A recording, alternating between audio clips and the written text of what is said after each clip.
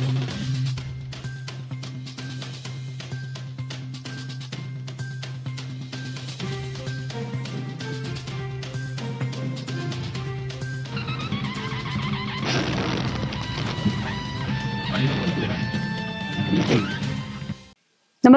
आपण पाहता Hirkani news. Hirkani news प्रत्येक क्षण ताज्या घडामोडी आणि महत्त्वाच्या प्रत्येक बातमीसाठी नेहमीच.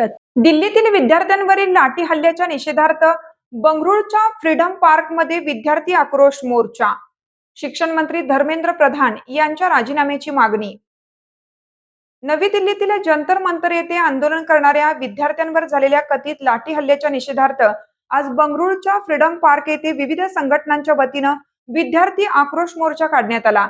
या आंदोलनात शेकडो विद्यार्थी विद्यार्थिनी सहभागी झाले होते.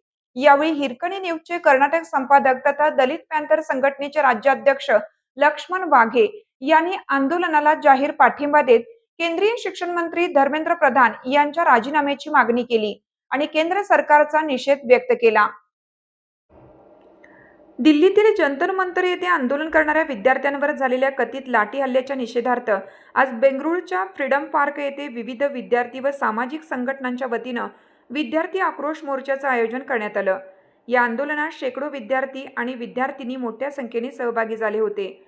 आंदोलनादरम्यान केंद्र सरकार विरोधात जोरदार घोषणाबाजी करण्यात आली.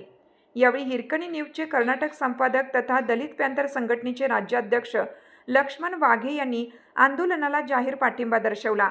त्यांनी केंद्रीय शिक्षण मंत्री धर्मेंद्र प्रधान यांच्या राजीनाम्याची मागणी करत विद्यार्थ्यांवरील कारवाईचा निषेध व्यक्त केला. आंदोलनात सहभागी विविध संघटनांनी विद्यार्थ्यांच्या मागण्यांना न्याय मिळावा तसेच आंदोलनकर्त्यांवरील कारवाईची चौकशी करून जबाबदारांवर योग्य ती कारवाई करण्यात यावी अशी मागणी केली. हिरकणी न्यूजसाठी लक्ष्मण वाघे, बेळगाव, कर्नाटक.